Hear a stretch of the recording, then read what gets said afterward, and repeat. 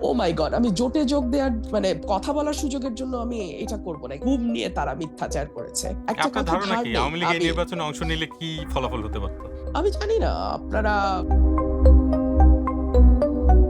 Deutsche ওয়েলের বন কার্যালয় থেকে সবাইকে স্বাগত জানাচ্ছি। আমি আরাফাতুল ইসলাম। প্রিয় দর্শক, আজ আমাদের সঙ্গে রয়েছেন বাংলাদেশের অন্যতম এক পরিচিত মুখ, রাজনীতিবিদ এবং আইনজীবী ব্যারিস্টার রুমিন ফারহানা। সর্বশেষ জাতীয় নির্বাচনে স্বতন্ত্র প্রার্থী হিসেবে নির্বাচন করে জয়লাভ করেছেন তিনি ব্রাহ্মণবাড়িয়া ২ আসন থেকে। ব্যারিস্টার রুমিন ফারহানা, ডয়েচে ভেলে থেকে আপনাকে স্বাগত জানাচ্ছি। ধন্যবাদ আপনাকে। শুরুতেই আপনার কাছে যেটা জানতে চাই যে মানে আপনাকে নিয়ে, আপনাকে ঘিরে গুঞ্জন, গুজব প্রচুর সোশ্যাল মিডিয়াতে শোনা যায় এবং সর্বশেষ একটি তথ্য শোনা যাচ্ছে মানে এটা গুজব বা গুঞ্জন যে আপনি এনসিপিতে যোগ দেওয়ার পরিকল্পনা করছেন এরকম একটা কথা শোনা যাচ্ছে। এটার কি কোনো ভিত্তি আছে আসলে? এটার একেবারেই কোনো ভিত্তি নাই। এবং আমি আপনাকে আজকে যেহেতু আপনি প্রশ্নটা করলেন, আপনাকে বলি যে এটা একেবারেই গুঞ্জন, একেবারেই গুজব। এটার সঙ্গে ন্যূনতম কোনো সত্যতা নাই। মানে আপনার সঙ্গে এই বিষয়ে কোন রকম যোগাযোগও করা হয়নি এনসিপির তরফ থেকে? না দেখুন আমি বিএনপি ছেড়ে দেওয়া বা বিএনপি থেকে বহিষ্কার হয়ে যাওয়ার পরে তো আ obviously অন্যান্য অনেক দলই অ্যাপ্রোচ করবে এবং এনসিপিও কিছুটা অ্যাপ্রোচ তো করেছে। ওরা বারবারই বলেছে, "আপা চলে আসেন আমাদের সাথে, আমরা আসেন একসাথে কাজ করি। আপনি জুলাইয়ে মাঠে ছিলেন, আপনার বাসা ভাঙচুর হয়েছে। আপনি একজন মানে ফ্রন্ট লাইনার। সো আপনি আমাদের সঙ্গে যুক্ত হন।" আমি হেসেছি। আমি এটা নিয়ে আর কথা বাড়াইনি। সেটা কি নির্বাচনের আগে না নির্বাচনের পরেও? আম হয়েছে আসলে ওদের সাথে তো আমার কথা পার্লামেন্টে দেখা হয়, কথা হয়। হয়েছে কথা। কিন্তু আমি এটা বাড়াইনি। বর্তমান সংসদে আমরা যেটা দেখছি যে এই সংসদে বিরোধী দল এনসিপি জামাত যে জোট তারা জোট করেছে যদিও ২/৩ হচ্ছে গিয়ে বিএনপির দিকে আছে। তো এই যে জোট বিএনপি এবং সরি জামাত এবং এনসিপির যে জোট, এই জোট সম্পর্কে আপনার মূল্যায়ন কি? তারা এখন পর্যন্ত কি ধরনের মানে কার্যক্রম, তাদের কার্যক্রম কতটা আপনাকে সন্তুষ্ট করছে বা আপনি আসলে কিভাবে দেখছেন বিষয়গুলো? এটা তো আসলে আমাকে সন্তুষ্ট করার বিষয় নয়। আর আমি কে তাদের পারফরম্যান্স জাজ করার। তবে আমার কাছে যেটা ওদের বক্তব্য থেকে আমি পেয়েছি, সেটা হচ্ছে এটা আদর্শিক জোট নয়। এটি নির্বাচনী এবং কৌশলগত একটি জোট। যেটা এনসিপি বলেছে। আর পার্লামেন্টে আর ১০ জন সাধারণ দর্শকের মতো আমি যেটা দেখেছি, আমার কাছে মনে হয়েছে এনসিপি অনেক বেশি ভোকাল, অনেক বেশি চেষ্টা করছে পার্লামেন্টে একটা শক্ত বিরোধী ইমপ্যাক্ট তৈরি করার। সেক্ষেত্রে আমার জামাতকে কিছুটা দুর্বল মনে হয়েছে এবং এটা শুধু আমার আ পর্যবেক্ষণ না। এটা আমি অন্যান্য অনেকের সঙ্গে কথা বলে আমি এই ফিডব্যাক পেয়েছি। মানে আরেকটু যদি আপনি স্পেসিফিক বলেন যে আসলে দুর্বলতাটা কোন জায়গায় আপনার দেখছেন? আপনি নিজেও একজন সংসদ সদস্য। আপনি তো একেবারে কাছে থেকেই দেখছেন পুরো পরিস্থিতি। দেখুন, আমাদের আ জুলাই সনদ নিয়ে ২ দিনের দীর্ঘ আলোচনা হয়েছে মুলতবি প্রস্তাবের উপরে ২ দিন দীর্ঘ আলোচনা হয়েছে। এবং সেখানে আমরা সরকারি দলকে দেখেছি লিগ্যাল পয়েন্ট গুলো যেভাবে ক্লিয়ার করেছে, তার পাল্টা লিগ্যাল আর্গুমেন্ট আমরা বিরোধী দলের কাছ থেকে পাই নাই। আম আমরা আশা করেছিলাম যে সরকারি দলে যেমন আইনজীবী আছেন, বিরোধী দলেও কিন্তু প্র্যাকটিসিং লয়ার আছেন। আমি ২-৩ জনের নাম এখনই বলতে পারি। সো আমরা আশা করেছিলাম মানে সাধারণ মানুষ আশা করেছিল যে লিগ্যাল আর্গুমেন্ট যেটা, হ্যাঁ? সেটা আরো অনেক জোরদারভাবে হয়তো বিরোধী দল প্রেজেন্ট করবে। বাট আমরা সেই জায়গায় একটা খামতি বলব যে এক ধরনের খামতি আমরা লক্ষ্য করেছি। অনেক বেশি আবেগ ময় বক্তব্য দেয়া হয়েছে। তাতে কোনো দোষণীয় কিছু না। রাজনীতি আবেগের বাইরে নয়। তবে আমার মনে হয় যে যেহেতু লিগ্যাল ইস্যুস গুলোর উপর বারবার আলোকপাত করা হয়েছে, আমার কাছে মনে হয়েছে আরো অনেক বেশি জোরালোভাবে লিগ্যাল আর্গুমেন্ট গুলো দেয়া যেত। আমি আরো এক্সাম্পল দিতে পারি মানবাধিকার কমিশন আইন কিংবা বিশেষ করে সুপ্রিম কোর্টের বিচারক নিয়োগ, সচিবালয় প্রতিষ্ঠা অর্থাৎ আ বিচার বিভাগকে একটা আধুনিক বিচার বিভাগ এবং স ইন্ডিপেন্ডেন্ট নিরপেক্ষ এবং মানে ইন্ডিপেন্ডেন্ট একটা বিচার বিভাগ করবার জন্যে যেই পদক্ষেপগুলো নেয়ার আরম্ভ হয়েছিল সেই মাজদার হোসেন মামলা থেকে ১৯৯৯ সাল থেকে, সেটা কিন্তু আজকে ২০২৬ এ এসেও মুখ থুবড়ে পড়েছে। এমনকি মাজদার হোসেন সাহেবকে তার মানে সনদ স্থগিত করে দেয়া হয়েছে। এই বিষয়গুলো নিয়ে পার্লামেন্টে ঝড় তোলা যেত। ঝড় তোলা যেত। আমরা আশা করেছিলাম বিরোধী দল এই ঝড়টা তুলতে পারবে। পারে তো নাই আপনি আপনার আনফরচুনেট। এক্ষেত্রে অবদান রাখার কোনো সুযোগ নেই বা আপনি কি চেষ্টা করেছেন? যে এই ঝড় তোলার ব্যাপারে খুব আপনার খুব ইন্টারেস্টিং ব্যাপার হচ্ছে, সরকারি দল বোধগম্য কারণেই আমাকে ১ মিনিটও সময় দিতে চায় না। আপনি চিফ হুইপ এর সঙ্গে যোগাযোগ করে দেখতে পারেন, আমি কত লক্ষবার চিফ হুইপকে অনুরোধ করেছিলাম, জুলাই আলোচনায় আমাকে ৫ টা মিনিট সময় দেয়ার জন্য। উনি ওনার বসের কাছ থেকে অনুমতি নিয়ে আসবেন এবং বস ডেফিনিটলি ওনাকে অনুমতি দেয় নাই। বাট সারপ্রাইজিংলি বিরোধী দলও নিজেকে এতই কম্পিটেন্ট মনে করে যে তারা মনে করেছে যে রুমিন ফারহানার কথা বলার দরকার নাই। সো আমি বিরোধী দল থেকেও সময় পাই নাই। আমি সরকারি দল থেকেও সময় পাই নাই। সিম্পল। কিন্তু সেক্ষেত্রে আপনার কাছে মনে হয় না যে আপনি যদি তাদের সঙ্গে জোটে যোগ দেন সেক্ষেত্রে আপনার কথা বলার সুযোগটা বাড়বে? ওহ মাই গড! আমি জোটে যোগ দেয়ার মানে কথা বলার সুযোগের জন্য আমি এটা করব না। কথা বলার আরো লক্ষাধিক ফোরাম আছে। সেখানে কথা বলব। কিন্তু সেটার জন্য তো আমি নিশ্চয়ই আমার নিজস্ব একটা ইডিওলজি আছে, নিজস্ব চিন্তাভাবনা আছে, নিজস্ব পরিকল্পনা আছে। সেগুলোকে বাদ দিয়ে তো আর আমি একটা দলে যোগ দিব না জাস্ট বিকজ আমি পার্লামেন্টে ২ মিনিট কথা বলতে পারব। সংবিধান সংস্কারের যে বিষয়টি আসছে মানে এই নতুন সরকার গঠনের পর থেকে তো এটা নিয়ে প্রচুর আলোচনা হচ্ছে, বিতর্ক হচ্ছে। তো তার একটা অংশ আমরা দেখতে পাচ্ছি যে এর আগে সংবিধান সংস্কার করার কথা যে দল বলেছিল বিএনপি একটা লম্বা সময় নির্বাচনের আগেও এবং তাদের নানা রকম কর্মসূচির মধ্যে সেটা ছিল যে তো এখন দেখা যাচ্ছে সেই দলের তরফ থেকে বলা হচ্ছে যে আসলে সংবিধান সংস্কার হয় না, এটা সংশোধন হয়। এরকম একটা পর্যায়ে আলোচনা হচ্ছে। আবার একই সঙ্গে এই আলোচনায় আছে যে আ এই যে মানে সংবিধান সংস্কার পরিষদের যে শপথ নেয়ার বিষয়টি সেটাও বলা হচ্ছে যে এটা আমি যদি কোট করি যে সংবিধানে এখনো এটা ধারণ করা হয়নি। ফলে যারা বিএনপির সংসদ সদস্য তারা শপথ নেননি সংবিধান সংস্কার পরিষদে। আপনিও শপথ নেননি সংবিধান সংস্কার পরিষদে। আপনার কারণটা কি ছিল? আমার যুক্তিটা ছিল যে আপনি এখনো বর্তমান যে সংবিধান, সেটার উপরে ভিত্তি করে এতদূর এসছেন। আপনি যদি ৫ই অগাস্টের পর শুরুতেই বলতেন এটা বিপ্লবী সরকার, এই সংবিধান আমরা মানি না, এই সংবিধান আমরা ছুঁড়ে ফেলে দিচ্ছি। আমরা নতুন সংবিধান রচনা করব। তাহলে আমাদের ২য় শপথ নেয়ার একটা লিগ্যাল ফ্রেমওয়ার্ক তৈরি হতো। কিন্তু যেহেতু আপনি সেটি করেননি, আপনি যেহেতু বর্তমান এক্সিস্টিং সংবিধানের ১০৬ অনুচ্ছেদ অনুযায়ী শপথ নিয়েছেন এবং আপনি ১০৬ অনুযায়ী আপনি আপনার আ পুরা লেজিটিমেসি কে গত ১.৫ বছরের লেজিটিমেসি কে আপনি ১০৬ দ্বারা নির্ধারণ করেছেন। তাহলে তো আর আপনার এই সংবিধানের বাইরে গিয়ে ২য় শপথ নেয়ার আর কোনো সুযোগ থাকে না। এবং আমিও মনে করেছি যে যেহেতু আমি ১ম শপথটা নিয়েছি এক্সিস্টিং সংবিধানের অধীনে, সো আমি আর ২য় শপথটা আমার পক্ষে নেয়া সম্ভব নয়। বিকজ আমি তাহলে ১ম শপথ যেটা সেটা নালিফাই হয়ে যায়। এটা আমার যুক্তি কিন্তু ছিল। এই সো এই সে যে কারণে জি, এই যে বিতর্ক, এই যে আলোচনা এখানে মানে খুবই ইন্টারেস্টিং। এটা নিয়ে তো নানা রকম আসপেক্ট ও আসছে।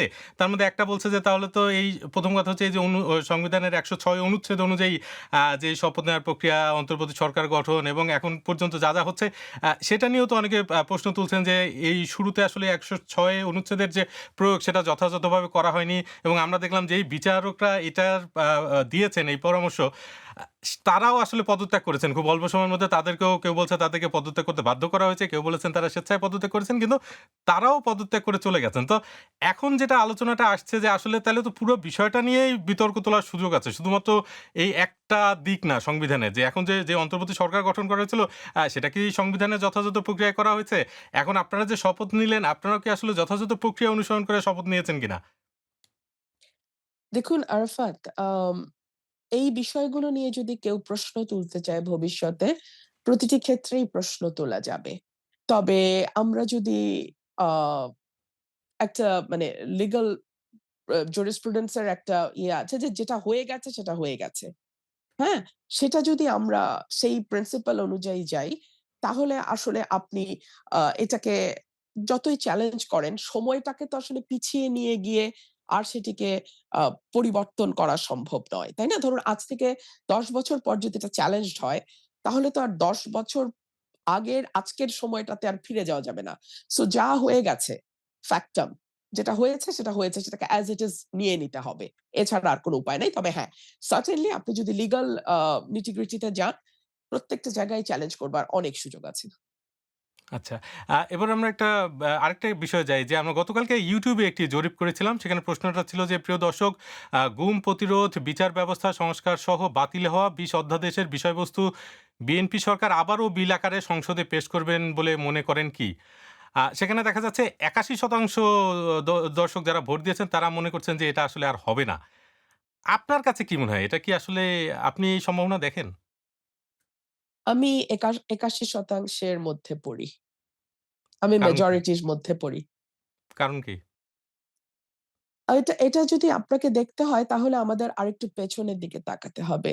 ৯৯ সালে যখন মাজদার হোসেন মামলার রায় হলো, তখন আওয়ামী লীগ সরকার তারা এটিকে কার্যকর করল না। এবং আ তারপরে বিএনপি সরকার আসলো দীর্ঘ সময়। তারাও এটির ব্যাপারে কোন রকম কোন পদক্ষেপ আমরা নিতে দেখলাম না। এরপরে দেখা গেল 111 সরকার যখন আসলো, তখন গিয়ে এই এই রায়টার উপর ভিত্তি করে কিছু পদক্ষেপ নেয়া হয়েছে।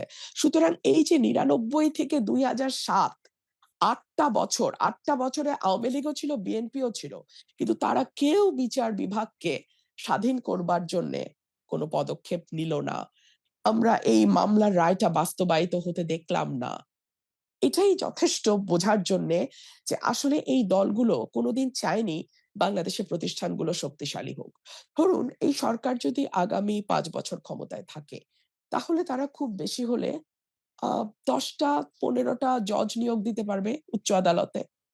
অ্যাপেলেট ডিভিশনে হয়তো ৩ জন বা ৫ জন জজ তারা নিয়োগ দেবে। এলিভেট করবে। নিয়োগ তো না, এলিভেট করবে অ্যাপেলেট ডিভিশনে।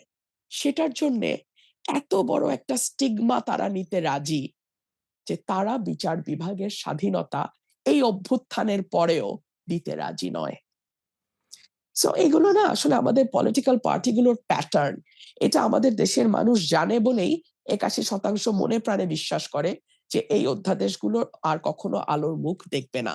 তবে যেটা লজ্জাস্কর ব্যাপার হবে, যেখানে পলিটিক্যালিও একটা ধাক্কা বিএনপি খাবে। এখন আমার এই কথা শুনে হয়তো বিএনপির তার সিদ্ধান্ত হয়তো বদলাইতেও পারে, আমি জানি না।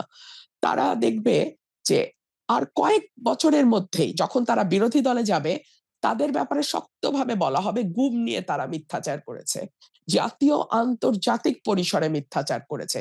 কারণ যদি তাদের নেতাকর্মীরা সত্যিই গুম হতো, তাহলে তো গুম অধ্যাদেশ করতে তাদের কোনো অসুবিধা হওয়ার কথা না। গুম অধ্যাদেশকে আইনে পরিণত করতে তাদের কোনো সমস্যা হওয়ার কথা না। এবং তারা যদি সত্যিই গুমের বিপক্ষ শক্তি হয়, সত্যি যদি তারা চায় বাংলাদেশে গুম না হোক, তাহলে তো সেটার বিরুদ্ধে আইন তৈরি করতে তাদের কোনো বাধা থাকার কথা না। সো কিন্তু আইদার আইনমন্ত্রী তো তারা বলছেন যে নিজে তারা আরো ভালো আইন তৈরি করবেন এবং আরো বিচার বিশ্লেষণ পর্যালোচনা করে তারপরে তারা আ আইনগুলো তৈরি করবেন যেটা আরো শক্তিশালী হবে। আপনি এই কথায় আস্থা রাখতে পারছেন না? আমি তো বললাম আমি পারছি না। এবং আইনমন্ত্রী যে কথাগুলো বলেছেন এটা আপনি যেমন শুনেছেন, বাংলাদেশের মানুষও শুনেছে। কিন্তু ৮১% মানুষ আস্থা রাখছে না। এটা হচ্ছে বাস্তবতা। এবার একজন দর্শকের একটি প্রশ্ন নেই। এমপি হওয়ার পর তার নারীদের জন্য কি পরিকল্পনা আছে বা কোনো মহাপরিকল্পনা আছে কিনা সে ব্যাপারে জানতে চাচ্ছি। এটাই আমার প্রশ্ন তার কাছে। আম একজন স্বতন্ত্র সংসদ সদস্য হিসেবে আমি যদি আপনাকে একদম ব্লাক অ্যান্ড হোয়াইট উত্তর দেই, তাহলে উত্তরটা হচ্ছে এর কোনো ক্ষমতাই আমার নাই। বাংলাদেশে ১৫১ টা আসন যারা পায়, যেই দল পায়, সেই দল চাইলে বাংলাদেশে যেকোনো কিছু করতে পারে। আর ১৪৯ টা আসন যারা পায়, তাদের ১০০০ টা ভালো পরিকল্পনা থাকলেও কোনো লাভ হয় না। আর সেখানে আমি একজন স্বতন্ত্র একক সদস্য। সো আমি নারীদের ব্যাপারে আ কোনো যুগান্তকারী মানে পরিকল্পনা এনে সকল কিছু যুগান্তকারী রূপ পরিবর্তন করতে পারবো সেটা নয়। তবে একজন নারী এবং একজন রাজনীতিবিদ এবং আইনজীবী হিসেবে আমি আপনাদেরকে এটুকুই বলব যে নারী হিসেবে আ আমরা অনেক সময় নিজেকে দুর্বল ভাবতে পছন্দ করি। আমরা নিজেকে অনেক সময় vulnerable বা victim role play করতে পছন্দ করি। আমরা আশা করি যে এভাবে হয়তো চললে আমার বাবা, আমার পার্টনার বা আমার সমাজ, আমার বস, আমার অফিস আমাকে জায়গা ছাড়বে, আমার জন্য একটু সহজ হবে, আমি একটু কম পরিশ্রম করে একটু বেশি আগাতে পারবো। এই মানসিকতাটা আমার মনে হয় ছেড়ে ফেলে দিয়ে আপনি চ্যালেঞ্জ আ গ্রহণ করুন এবং নিজের দক্ষতা, সততা, যোগ্যতা এবং নিজের আ যেই মেধা সেটাকে সর্বোচ্চ সততার সঙ্গে ব্যবহার করুন। আমার মনে হয় কাউকে আপনার পক্ষে রাস্তা তৈরি করে দেয়ার জন্য পরিশ্রম করতে হবে না। আপনি নিজেই যথেষ্ট হবেন আপনার রাস্তা তৈরি করবার জন্যে। এক্ষেত্রে আমার যে বিষয়টা জানার আসলে আপনি খুবই চমৎকার বলেছেন এবং আমরা যেটা দেখতে পাচ্ছি যে বাস্তবতা এই যে নির্বাচিত যে সংসদ সদস্যরা ৩০০ জন তার মধ্যে ৭ জন হচ্ছেন মাত্র নারী, ৬ জন বিএনপির থেকে নির্বাচিত আর ১ জন মাত্র স্বতন্ত্র নারী তিনি হচ্ছেন আপনি। তো আপনার সংগ্রামটা আমরা বুঝতে পারছি। কিন্তু আপনি যদি আমাদেরকে একটু বলেন যে এই যে আপনার এই পুরো প্রক্রিয়া, এই প্রক্রিয়া আপনার কাছে সবচেয়ে বড় চ্যালেঞ্জ কি ছিল? আমি একটা কথা মাঝে মধ্যে বলি, এটা অনেকে খুব মনঃক্ষুণ্ণ হন। কিন্তু সত্য তো সত্যই, তাই না? ধরুন বিএনপির মতো একটা আউট অ্যান্ড আউট অকর্মণ্য এবং ব্যর্থ দলের বোঝা তো আমি ১৭ বছর বহন করেছি, তাই না? সেটা যদি ১৭ বছর বহন করতে পারি, তাহলে আসলে নিজের স্বতন্ত্র একটা নির্বাচন আ ১ মাসের ক্যাম্পেইন করে বহন করা খুব কি কঠিন? আ কিন্তু আমাকে একটা প্রশ্ন ওয়েল যে, এই আপনি যে ব্যর্থ দল বলছেন বিএনপিকে, সেই বিএনপি তো ২০০ র বেশি আসন এই সর্বশেষ নির্বাচনে জিতেছে এবং এখন পর্যন্ত আমরা যেটা দেখি যে মানে এই নির্বাচন তো সুষ্ঠু হয়েছে বলা হচ্ছে, যদিও বিরোধী দলের পক্ষ থেকে বলা হচ্ছে যে ইলেকশন ইঞ্জিনিয়ারিং করা হয়েছে। তারা কিছু আসনে আ আ মানে এটা নিয়ে অভিযোগ করছে। আ ব্যর্থ দল মনে হচ্ছে ২ টা কারণে। আমি যেই সময়কার কথা রেফার করছি ১৭ বছর, সেই সময় তাদের ন্যূনতম কোনো সাফল্য কোনো আন্দোলনে হয়নি। যেটার ভিত্তিতে আমি জোর গলায় তাদের পক্ষে কোনো কথা বলতে পারব। But I had to build narrative every day in a new form. So that was a big challenge for me, number 1. আপনাদের শোতেও তো অসংখ্যবার ডয়েচে ভ্যালেতে ঠিকানায় সরি ঠিকানাতে না তখন খালেদ মহিউদ্দিন সাহেবের ডয়েচে ভ্যালের যে শো ডিডব্লিউ গুলো খালেদ ছিল। মহিউদ্দিন ওহ জানতে চাই। মাই জি। গড! Yes, yes, absolutely. আ ওই শো গুলোতে কি পরিমাণ ডিফিকাল্টি আমাদেরকে ফেস করতে হয়েছে, আমাকে ফেস করতে হয়েছে। আপনি তো তার একজন আই উইটনেস ছিলেন। সো আপনি বুঝতে পারছেন আমার লড়াইটা কত কঠিন ছিল। আর ২ হচ্ছে 2/3 majority certainly it's a very big number. But we should not forget that Awami League did not participate in this election. তারা যদি নির্বাচনে অংশ নিত, আ আমি জানি না ফলাফল আসলে কোথায় গিয়ে দাঁড়াতো। আর একটা আপনার কথা ধারণা ধার কি নেই। আওয়ামী লীগ এই আমি নির্বাচনে অংশ নিলে কি ফলাফল হতে পারত? আমি জানি না আপনাদের কাছে নিশ্চয়ই অনেক তথ্য বা পরিসংখ্যান থাকবে। আমার কাছে পরিসংখ্যান নেই। আমি শুধু এটুকুই বলতে পারি যে কথাটা আমি বলছিলাম, আমি ধার নিয়ে বলি যে আমাদের ডেইলি সরি নিউ এজ এর কবির ভাই একটা কথা বলেছে না? যে অনেকে নাকে রুমাল চাপা দিয়ে বিএনপিকে ভোট দিয়েছে জামাতকে ঠেকানোর জন্য। নাকে রুমাল চাপা দেবার কারণটা কি জানেন? কারণ হচ্ছে গত ১৭ মাস অন্তর্বর্তীকালীন সরকারের শাসনামলে বিএনপির নেতাকর্মীরা যেভাবে দখলবাজি, চাঁদাবাজি, লুটতরাজ, মামলা-বাণিজ্যে জড়িয়ে গেছিল, যেটার কথা, যেটার প্রতিবাদ আমি ১৭ মাস ধরে দলের ভেতরে থেকে দলের ব্যাপারে করে এসেছি। দলের ভেতরে করেছি, রিপোর্ট জমা দিয়েছি, দলের বাইরে করেছি, কোনো কাজে আসে নাই। সো মানুষ বিএনপিকে খুব ভালোবেসে 2/3 মেজরিটি দিয়েছে। এটা নিশ্চয়ই আপনিও মনে করেন না, আমরাও মনে করি না। সো এটা যদি সকলে দেখুন, আপনি দেখুন নেপালে যে অভ্যুত্থান হলো, এরপরে কিন্তু নেপালে সরকারে যারা ছিল, তারাও কিন্তু নির্বাচনে অংশ নিয়েছে। কিন্তু মানুষ তাদেরকে প্রত্যাখ্যান করেছে। আপনারা যদি ফেয়ার একটা নির্বাচন দেওয়ার সাহস থাকতো, আপনারা দেখতেন, আপনারা সকল দলকে আনতেন, আওয়ামী লীগও নির্বাচন করত, বিচার চলছে, বিচার চলত। আওয়ামী লীগকে যদি মানুষ প্রত্যাখ্যান করে বিএনপিকে 2/3 দিত, তখন আপনার কাছে মনে হয় না যে এই 2/3 টা আরো অনেক বেশি মজবুত 2/3 হতো, আরো অনেক বেশি গ্রহণযোগ্য 2/3 হতো? কিন্তু সেটা তো হতে পারল না। আরেকজন দর্শকের একটি প্রশ্ন আমি একটু নিতে চাচ্ছি। রুমিন ফারহানা উনি তো সরকারে নাই, স্বতন্ত্র থেকে দাঁড়াইছে। তো এখন উনি জনগণের জন্য সরকার থেকে কিভাবে কাজগুলো আদায় করবে? জনগণ বলতে তো আ আমি নিশ্চয়ই ৩০০ আসনের জনগণ নয়।